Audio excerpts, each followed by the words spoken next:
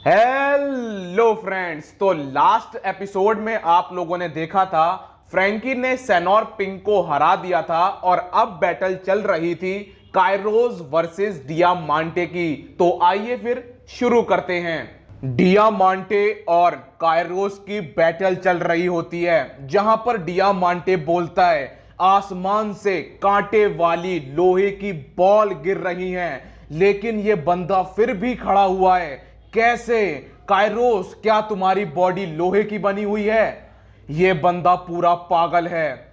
जिसके बाद कायरोस बोलता है कि ऐसा नहीं है, मुझे दर्द हो रहा है, इसका मतलब मैं एक इंसान हूं। मुझे पता है कि तुम्हें बिल्कुल नहीं पता है कि कैसा लगता है जब तुम्हें एक इंसान प्यार करता है और वो तुम्हें भूल जाए। तुम्हें तो ये भी नहीं पता है कि जब तुम किसी इंसान को छुओ और तुम्हें वो एहसास ही ना हो तो कैसा लगता है। ड्रेस रोजा के साथ जो हुआ है उसके आगे मेरा पेन कुछ भी नहीं है। मैं इस कंट्री का गुस्सा बनूंगा और तुम्हें हराऊंगा भी। इसके बाद कायरोस डियामांटे का छाता फाड़ देता है और डियामांटे समझ जाता है कि भाई ये बंदा अलग लेवल पर है। तो डियामांटे कायरोस से बोलता है कि सुन, जो मेरी स्वॉर्डमैन है उसको कमजोर मत समझना, और ये दोनों लड़ने लगते हैं। फिर डियामांटे हाफ मून ग्लेव नाम का अटैक यूज करता है, लेकिन कायरोस बच जाता है। लेकिन जो कायरोस के पैर पे चोट लगी होती है अब वो उसे थोड़ी सी दिक्कत दे रही होती है। जिसके बाद डियामांटे बोलता है कि जैसे मैंने तेरी बीवी को मारा था वैसे ही मैं तुम दोनों को भी मार दूंगा। लेकिन कायरोस अब खड़ा होता है, अब उसका दिमाग एकदम फिर जाता है। वो एकदम जो उसके अटैक होते हैं वो बहुत ज्यादा हैवी होते हैं, डियामांटे पे झिल नहीं रहे होते हैं, और वो एक अटैक में डियामांटे का काम खत्म कर देता है। बहुत ही ज्यादा पावरफुल है कायरोस, मतलब कि डेविल फ्रूट नहीं है, नॉर्मल स्वॉर्ड बाजी करता है, लेकिन कमाल का पावरफुल है। डियामांटे को हरा देना, टॉप एग्जीक्यूटिव का काम खत्म करना, ये चीज दिखाता है कि कायरोस कितना ज्यादा पावरफुल है। अब कायरोस अपनी बीवी की कब्र के आगे खड़ा होता है, रॉबिन का शुक्रिया अदा करता है। इसके बाद हमें दिखाई जाती है वोयला, जो सबको बताती है कि कायरोस ने डियामांटे को हरा दिया है। सब लोग ये सुनकर खुश हो जाते हैं। इसके बाद किंग रिकू बोलता है कि मैं नीचे जा रहा हूं, शायद मैं कुछ काम कर सकता हूं।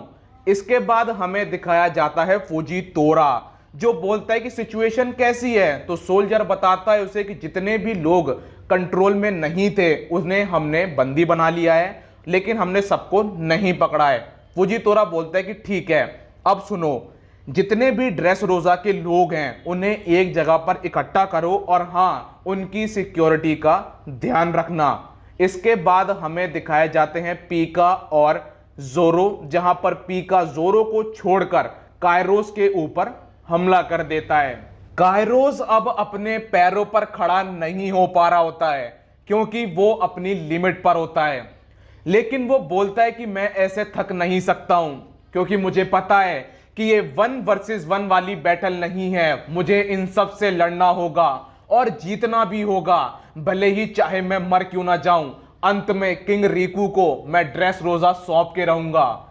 जिसके बाद पीका बोलता है, अच्छा, मैं तुमसे एक सवाल पूछना चाहता हूं कि किंग रिकू तुम्हें क्या लगता है, कैसा है? रेबेका, किंग रिकू की वजह से तुम्हें पूरे ड्रेस रोजा की हेट मिली। किंग रिकू की वजह से कायरोस तुम्हें अपनी टांग गंवानी पड़ी, तुम्हें टॉय की जिंदगी जीनी पड़ी। जिसके बाद रेबेका बोलती है कि अपना मुंह बंद रखो, तुमने किंग रिकू को बुरा बनाया। किंग रिकू मेरे लिए पिता समान है।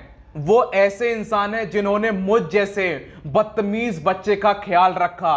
भले ही ड्रेस रोजा अब जितनी अमीर नहीं थी पहले, लेकिन वो जानते थे कि शांति से जीना क्या होता है, खुशी खुशी जीना क्या होता है, ये उन्होंने हमें सिखाया।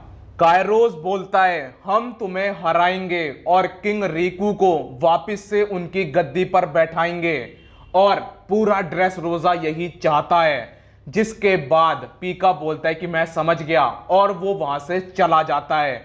अब पीका सबके ऊपर रैंडम तरीके से अटैक करता है, जो बेहोश पड़े होते हैं वो उनके ऊपर भी अटैक कर देता है, जो खड़े होते हैं वो उनके ऊपर भी अटैक कर देता है। फिर वो जोरो से बोलता है कि तुम्हें पता है कि किंग प्लेटू के ऊपर कौन है? जोरो बोलता है कि इस कंट्री का राजा। वो बोलता है कि नहीं, पुराना राजा।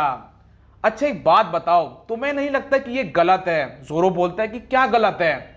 देखो, जैसा कि तुम जानते हो कि दुनिया में बदलाव होते रहते हैं, तो डोफी ही अकेले अपने ऊपर पूरा ब्लेम क्यों ले?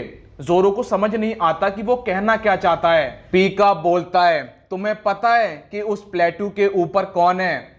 वो बोलता है कि इस कंट्री का राजा। वो बोलता है कि नहीं, उसके ऊपर समुराई भी हैं और गॉड ऊसोप भी है।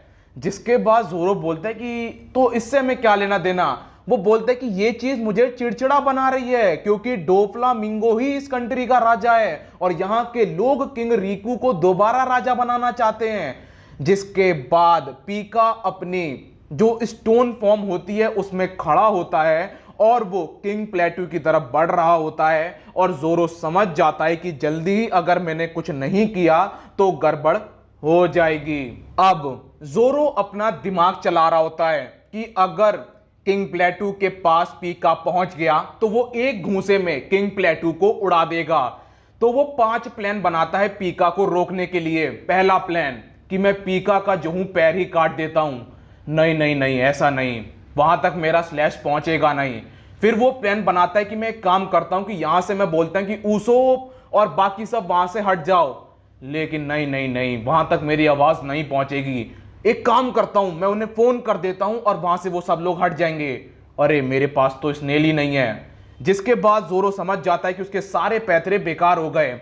इधर इसके बाद हमें दिखाया जाता है एलिजाबेलो, जो कि खुश हो रहा होता है कि मैंने अपने पंच को अभी तक बचा रखा था और अब मैं इससे अपने दोस्त किंग रिकू को बचा सकता हूं। लेकिन वहां पर पहुंच जाता है जोरो और अब उसके पास अपना 6वां प्लान होता है।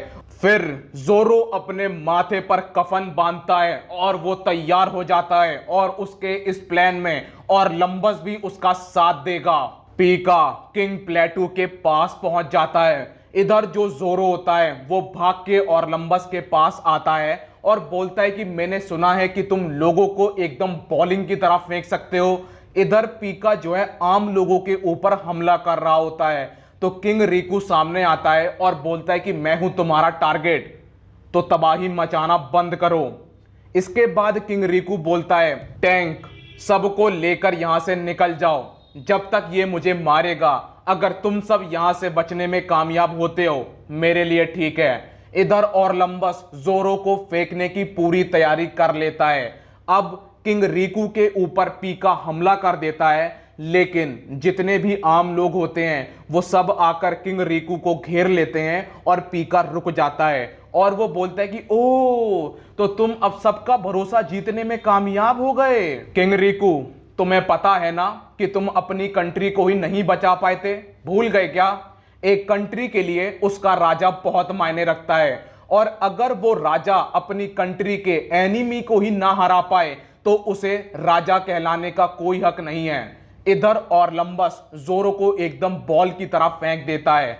इसके बाद किंग रिकू पीका से बोलता है कि मुझे पता है और हाँ, मैं इस गद्दी पर दोबारा नहीं बैठूंगा, लेकिन अगर तुम ये कहना चाहते हो कि एक राजा को खूनी होना चाहिए तो उससे बढ़िया मैं मरना पसंद करूंगा। जिसके बाद पीका बोलता है कि किंग रिकू, मैं तुम्हारे साथ साथ इन सभी लोगों को मार दूंगा। अब जोरो एकदम आ रहा होता है और जोरो बोल रहा होता है कि ऐसी कोई भी चीज नहीं है जिसे मैं नहीं काट सकता और वो पीका की कमर से उसके 2 टुकड़े कर देता है।